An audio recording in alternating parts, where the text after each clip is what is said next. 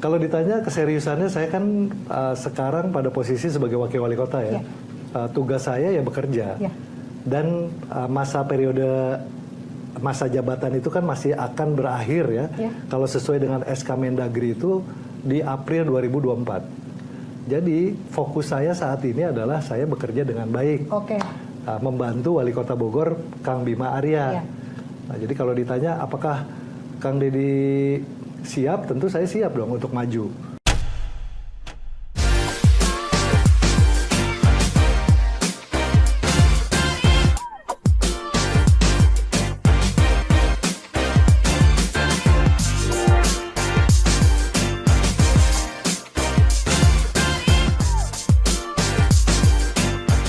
Assalamualaikum warahmatullahi wabarakatuh. Ketemu lagi di Mau Nyoblos Pojok 1 bareng saya Ipe. Kali ini saya kedatangan tamu yang udah familiar banget di Bogor, Wakil Wali Kota Bogor, Bapak Deddy Rahim. Selamat datang Pak. Assalamualaikum. Waalaikumsalam warahmatullahi wabarakatuh. Teh Ipe, terima kasih undangannya. Sama-sama. Apa kabar Bapak? Alhamdulillah baik. Lagi pusing-pusingnya kayak sekarang? Lagi kenyang-kenyangnya baru makan siang soalnya. Oh gitu, benar-benar. Karena ini kita jam makan siang ya, setelah jam makan siang.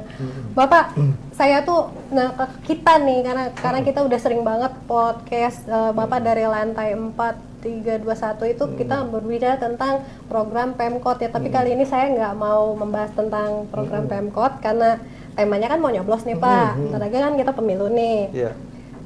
Saya kemarin sempat baca ada 9 lembaga survei yang ternyata menempatkan Bapak di paling atas posisi sebagai calon wali kota Bogor gitu Pak. Tanggapan Bapak emang benar Pak? Ya alhamdulillah ya, jadi saya sendiri kan tidak ikut langsung di dalam surveinya, tetapi menjadi bagian yang dilakukan semacam survei oleh 9 lembaga tadi.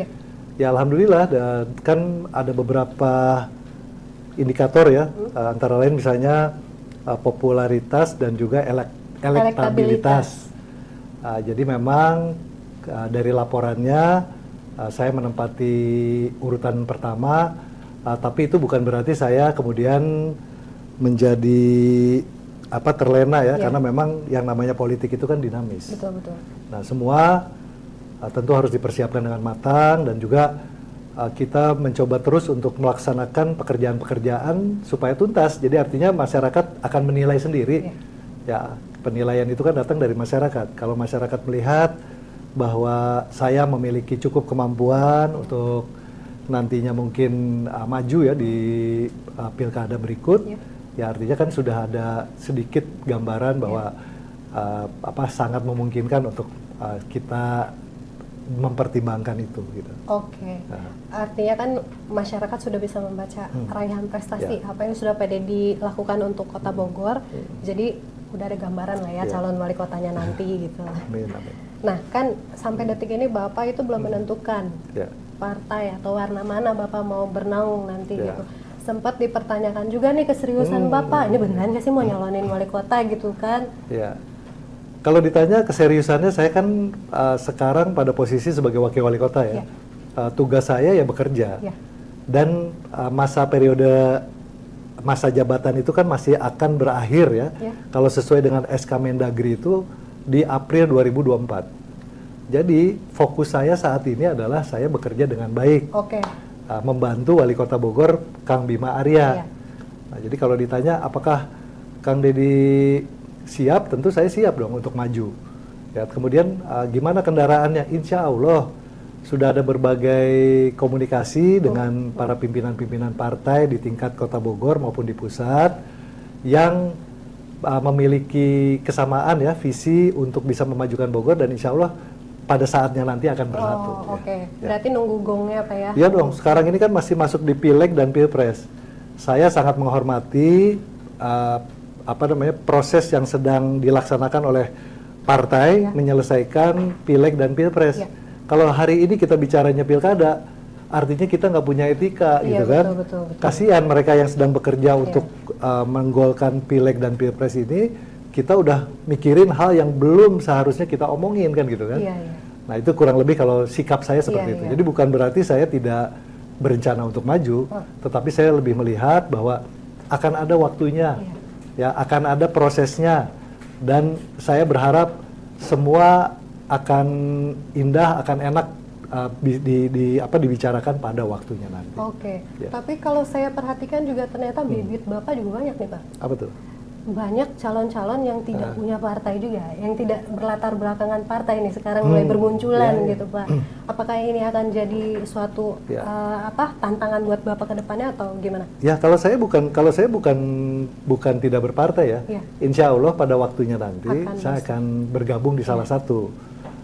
Dan ini tentu ada banyak sekali komunikasi yang saya lakukan supaya tepat, tadi saya sampaikan ya. Waktunya tepat, akhirnya juga tepat. Nah, bahwa ada muncul beberapa nama ya silahkan aja. Kan itu hak politik setiap warga negara. Boleh mengajukan diri, boleh berkeinginan ya. Karena memang di alam demokrasi ini kan kesempatan itu ada. Maka silahkan dipakai aja. Okay. Ya.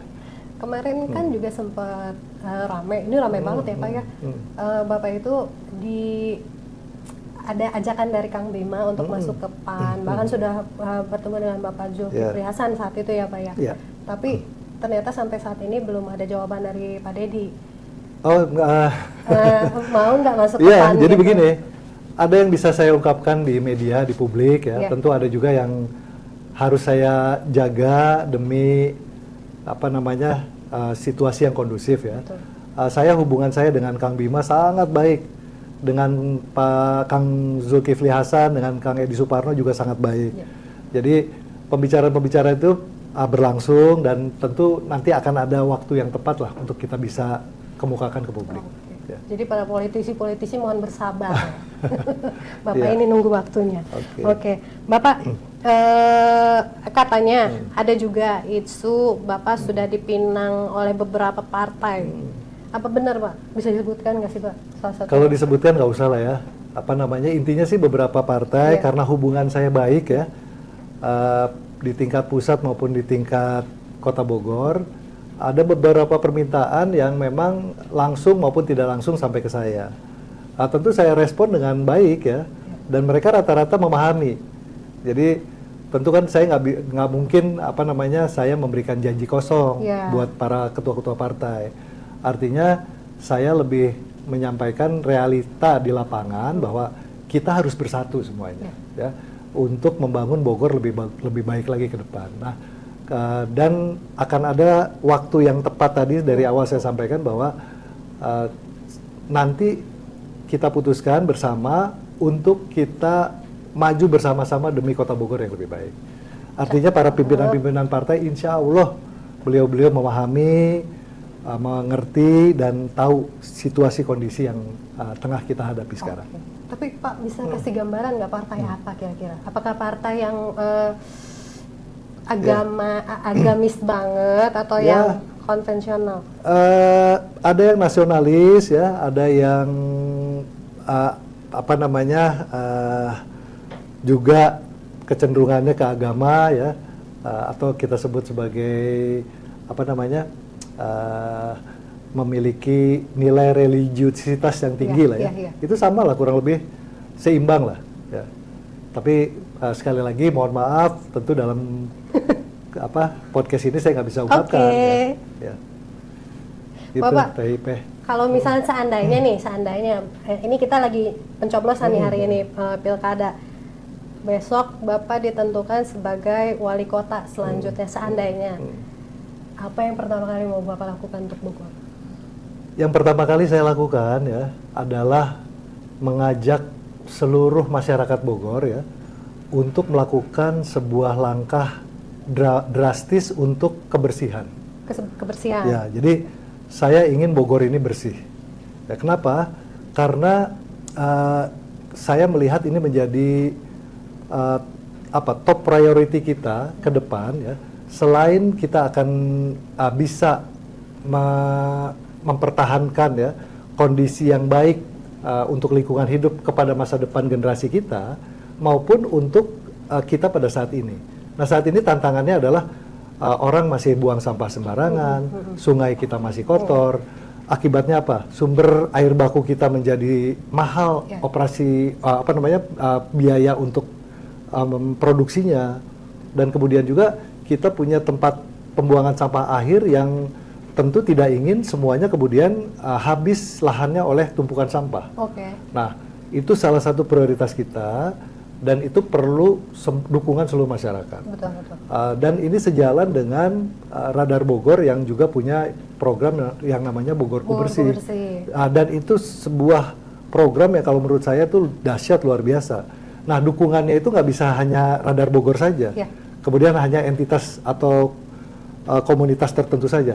Rakyat Bogor ya bersama-sama dengan Pemkot Bogor dan insya Allah saya akan pimpin di depan nanti untuk bisa melaksanakan program kebersihan Bogor yang lebih solid dan lebih masif sehingga tadi tujuan akhir Bogor yang lebih bersih, lebih baik, lebih mensejahterakan itu akan insya Allah akan tercapai. Berarti nanti kalau selesai dilantik Bapak langsung sidak mengut-ngutin sampah ini siapa yang buang sampah gitu? Salah satu ya, itu salah satu. Tapi kan tentu ada langkah-langkah yang apa istilahnya gradual, ada langkah-langkah yang sistematis, ada langkah-langkah yang harus dilaksanakan secara konsolidatif ya supaya semuanya bisa berjalan dengan baik sesuai harapan. Akan ada kebijakan yang dirubah atau enggak Pak? Ya tinggal menguatkan ya. Kalau menurut saya tidak ada yang terlalu perlu dirubah, tetapi penguatan-penguatan di sana sini itu harus kita laksanakan. Ya. Bapak satu lagi nih soal pilkada. Kalau seandainya nanti selesai masa jabatan Bapak, artinya kan Bapak fokus di pilkada ya. Bapak cari pasangannya mau dipilihkan oleh partai atau mau milih sendiri Pak?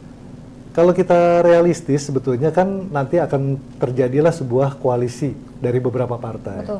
Kalau buat saya pribadi saya sangat membuka kesempatan ya partai untuk mengajukan siapa kira-kira calon yang bisa ya diusulkan untuk bersama-sama maju di dalam pilkada. Jadi mekanisme ini adalah mekanisme yang menurut saya paling mungkin dilakukan supaya kebersamaan dan juga kolektivitas ya semua partai ini terjalin dan juga kita bisa majunya betul-betul bersama dan itu harus jadi satu langkah yang dipersiapkan secara bersama sejak dari awal itu yang paling penting. Ya. Nah kalau untuk Bapak kan sudah 5 tahun mau 5 tahun mendampingi Kang Bima 4,5 tahun mendampingi Kang Bima.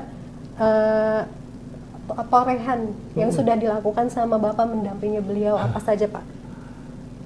Tentu tidak bisa diklaim saya sendiri ya karena kan pasangan ya Bima Arya dan Deddy Rahim.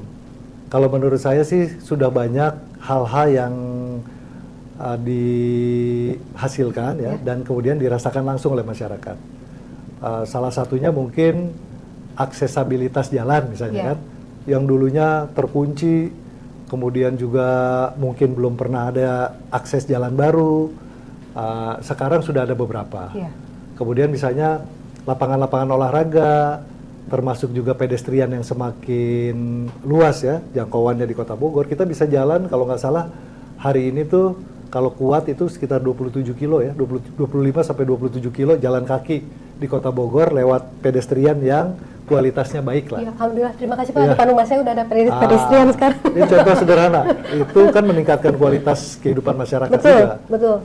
Dan yang pasti banyak hal lain juga ya, termasuk juga mungkin bagaimana ASN di Kota Bogor, BUMD di Kota Bogor juga semakin kinerjanya semakin bagus dan perlu diberikan apresiasi karena memang kita menciptakan satu situasi yang kondusif ya untuk mereka bisa melaksanakan baik kinerja yang optimal dan juga tentu bagaimana kolaborasi dan sinergitas terjadi di antara semua OPD dan juga SKPD.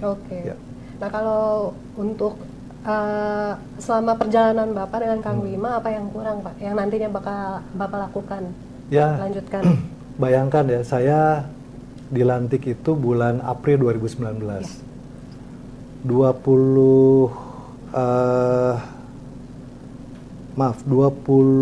Maret ya 2020. Sebelum COVID ya Pak? Terjadi COVID. 2019. Kan 2019 baru dilantik. Kemudian Februari tanggal 20 ya. Tanggal 20 Februari Indonesia dilanda COVID kan. Februari ya, bukan Februari, Maret ya? tahun.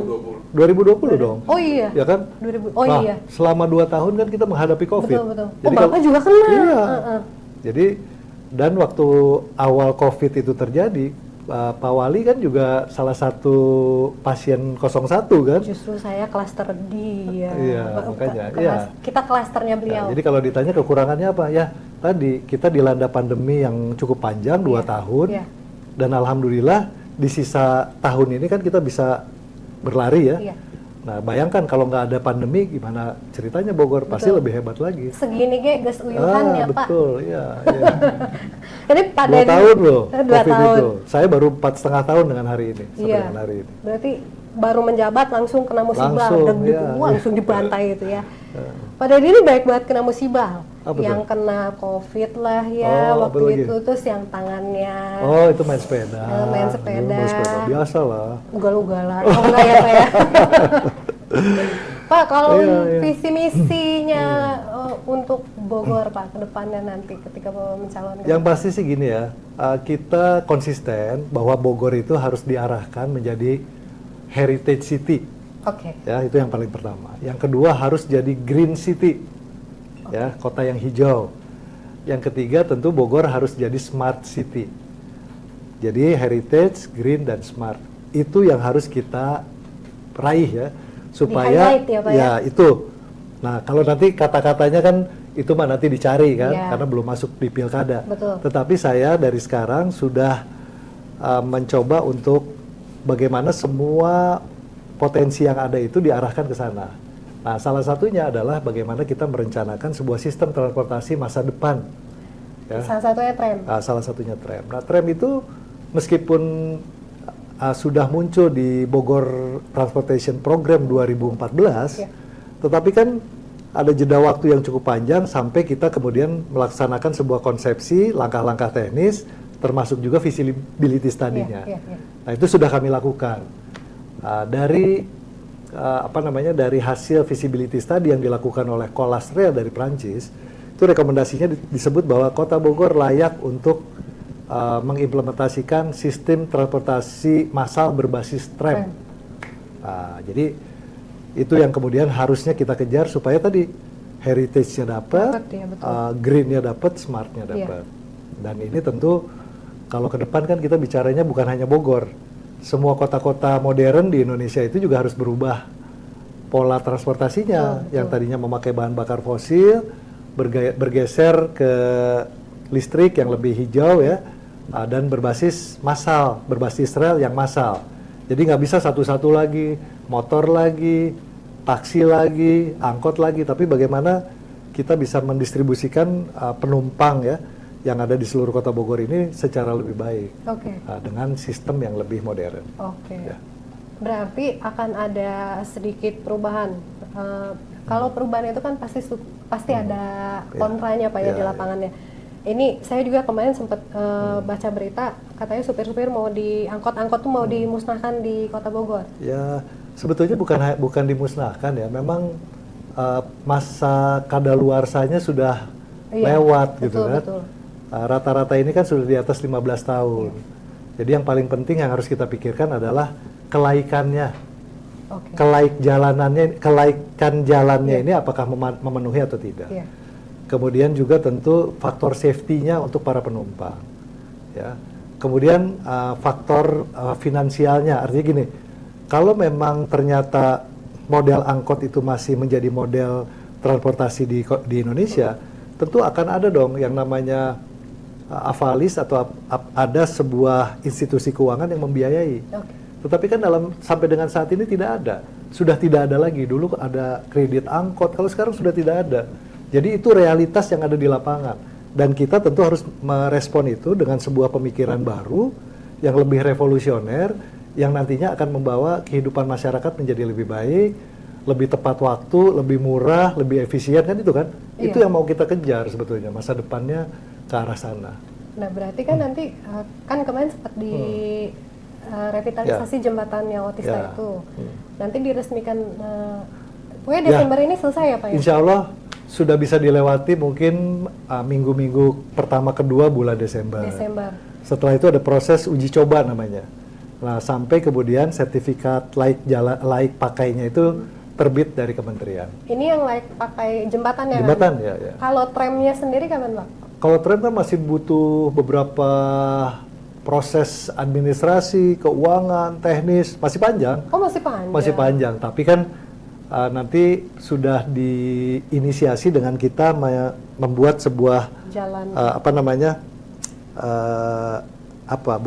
semacam penanda ya, penanda komitmen kita untuk memajukan sistem transportasi dengan kita membuat rel tram di atas jembatan Otista. Oke. Ada target sendiri nggak sih Pemkot? Ya keinginannya mungkin 5 tahun ke depan sudah terwujud ya. Oh berarti masih lama ya Pak? Iya dong, karena kan begini, tram ini tidak berdiri sendiri. Di Jakarta itu kan sekarang sudah ada kereta cepat. Ya. Kemudian untuk transportasi massal di DKI itu ada 3 macam. Ada LRT, ya, kemudian ada Transjakarta, kemudian ada KRL atau commuter line. Nah, 4 sistem transportasi modern di Jakarta ini jaraknya ke Bogor ini kan cuma 40-50 kilo. Ya, artinya apa? Artinya mestinya Jabodetabek ini menjadi satu kesatuan sistem transportasi yang kurang lebih kualitasnya sama dan juga sebangun lah. Nah, LRT rencananya itu kan akan sampai ke Bogor. Nah, kebayang nggak kalau LRT nanti di tahun 2024-2025 mendaratnya di Baranang Siang, ya. Kemudian kita tidak siapkan satu sistem transportasi massal, pasti akan chaos di situ kan. Betul. Nah, jadi itu bagian juga dari bagaimana kita mempersiapkan sebuah konsepsi modern angkutan massal perkotaan yang terintegrasi dengan sistem transportasi modern yang ada di Jabodetabek. Luar biasa. Berarti begitu Bapak menjabat tuh transportasi di Kota Bogor tuh udah international pride ya. Ya itu harapannya dong. Kan kita dorong dari sekarang. Kita komunikasi, diskusi dengan Menteri Perhubungan, dengan Dirjen Perkeretaapian, dengan Badan Pengelola Transportasi Jabodetabek, BPT, ya dengan BPJT juga, pengelola jalan tol. Kita komunikasi terus. Karena apa? Karena kan konektivitas antara Bogor dan Jakarta itu kan menjadi koridor yang sangat strategis ya. Karena terintegrasi. Iya, biar bagaimanapun juga ini harus kita pikirin, nggak bisa dipikirinnya di sisi Jakarta saja atau dipikirin di sisi Bogor. Tetapi bagaimana semuanya ini berpikir, menjadikan kesatuan sistem transportasi modern masa depan itu bisa terwujud. Nggak mungkin nanti dipikirinnya 2 hari sebelumnya, dipikirinnya dari sekarang. Betul. Nah, komitmen itu harus ada dari sekarang. Jadi nggak mungkin cuman nanti aja kita tunggu masa depan, nggak bisa. Generasi muda ini harus nanti suatu saat menikmati sistem yang lebih baru, lebih modern, lebih efisien, lebih murah, dan tentu nyaman, aman, dan membuat semua orang lebih mudah. Oke, berarti sambil nunggu tram itu Pemkot sedang mengupayakan MRT dulu ya, biar terintegrasi. LRT kita usahakan LRT nanti terkoneksi dengan terminal Baranang Siang. Itu dulu aja. Dan sudah dibahas, bahkan Presiden kemarin juga sudah statement bahwa LRT Cibubur akan dilanjutkan sampai Bogor. Jadi itu bagian dari upaya dorongan kita supaya komitmen pemerintah pusat bisa terwujud. Berarti udah nanti nggak akan ada macet-macet lagi apa ya? Ya kalau macet itu kan gini, kalau macet itu masyarakat juga harus mau merubah pola perjalanan. Kalau sekarang di depan rumahnya udah ada bis kita, nggak usah lagi bawa motor, nggak usah lagi bawa mobil kendaraan pribadi. Kalau bisa naik bis kita, naik bis kita. Itu kan salah satu proses kita untuk merubah pola perjalanan masyarakat kan. Ya dalam skala yang mungkin belum terlalu masif, tapi sudah kita inisiasi, sudah kita mulai, bertahun-tahun belum jalan. Alhamdulillah rerouting, konversi dan reduksi angkot itu kan berjalan dengan masuknya bis kita ke Kota Bogor. Nah kalau angkot sekarang jumlahnya udah berkurang Pak? Dari 3.800-an ya, sekarang mungkin yang operasional di jalanan itu sekitar 2.000 sekian lah, 2.500 lah. Oh, oke, berarti ya, sudah berkurang cukup signifikan. Signifikan itu ada karena memang konversi, ada yang memang sudah tidak layak jalan ya, sudah tidak bisa jalan. Nah, yang jadi masalah kita sekarang, ada angkot kabupaten yang melintasi ke tengah Kota Bogor, tapi izinnya dikeluarkan oleh provinsi. Oh iya. Yang biru-biru itu kan? Iya. Lewiliang, Cibalagung misalnya kan? Iya, Pasar Anyar Citurup. Oh, Pasar Anyar Citurup itu terlalu menekan ke tengah Kota Bogor. Jadi itu yang membebani Kota Bogor sehingga Kota Bogor kemudian mendapatkan dampak kemacetan. Nah itu nanti gimana Pak? Kita sudah bersurat 2 kali ke gubernur ya. Waktu itu dua surat itu kami layangkan ke Pak Ridwan Kamil. Saya sendiri sudah rapat teknis dengan Kadishub Jabar. Mungkin ada kajian-kajiannya lah. Dan kita minta tentu ya direspon dengan baik oleh provinsi supaya beban transportasi di Kota Bogor tidak terlalu berat lagi. Tapi udah ada respon Pak? Ya saya diundang rapat itu kan respon ya, tetapi ujungnya seperti apa saya belum tahu. Nah, satu lagi nih, ini terakhir ya Pak ya. Ya. Harapan Bapak untuk Kota Bogor Pak ke depannya apa sih Pak? Harapan saya Kota Bogor ke depan? Ya. Kota Bogor itu akan menjadi kota yang selalu dicintai oleh warganya. Kemudian selalu diminati oleh wisatawan. Asik. Selalu diimpi-impikan oleh semua wali kota se-Indonesia ingin meniru Bogor. Oh jadi Ya, pilot ya menjadi sebuah tempat yang memang seharusnya kita bangun ya, yang tujuannya adalah menjadikan Kota Bogor ini kota yang betul-betul dicintai oleh warganya. Ya, dicintai dan jadi dicontohi ya sama para kepala daerah di luar sana. Ya, kota yang ideal lah, kota yang betul-betul memenuhi kriteria sebagai kota layak ya bagi keluarga. Tentu keluarga itu banyak kan, mulai dari anaknya, orang tuanya, kakek neneknya, cucunya, semua kan. Iya. Nah, jadi kota yang betul-betul dicintai. Oke deh, Ya. siap. Bapak terima kasih banyak ya waktunya. Ini karena nggak gampang undang Bapak itu karena jamnya kan sibuk terus ya Pak ya. Hari Minggu aja, Sabtu Minggu juga beliau pasti ada kegiatan kan. Ya, jadi lebih banyak Sabtu Minggu malah. Lebih banyak Sabtu Minggu ya. Bapak terima kasih banyak kehadirannya. Sudah mau ngobrol bareng sama saya Ipeh di sini. Ada pesan-pesan Pak buat warganya, mungkin buat nanti pemilu lah, ngajak mereka semua agar ke TPS. Ya, untuk warga Bogor ya, khususnya warga Kota Bogor yang sudah memenuhi syarat untuk ikut di dalam pemilu di tahun 2024, pakai hak pilih Anda, tentukan mana calon baik legislatif maupun pasangan presiden yang dianggap mampu untuk membawa aspirasi kita menjadikan Indonesia menjadi lebih baik lagi. Amin. Sehingga tidak ada yang namanya kekecewaan ya, tidak ada yang namanya kegalauan karena kita selalu bersikap tidak antisipatif atau kemudian nanti tidak kemudian kita ikut berpartisipasi. Yeah. Nah, kalau berpartisipasi kan artinya hak politik kita juga dipakai dan mudah-mudahan itu menjadi tonggak upaya dari masing-masing individu membawa arah kemajuan baik kotanya, provinsinya, negaranya, dan tentu Indonesia secara keseluruhan. Ya. Amin. Semua penonton, saya dan Pak Deddy pamit. Terima kasih banyak. Assalamualaikum warahmatullahi wabarakatuh. Jangan lupa di mau nyoblos selanjutnya.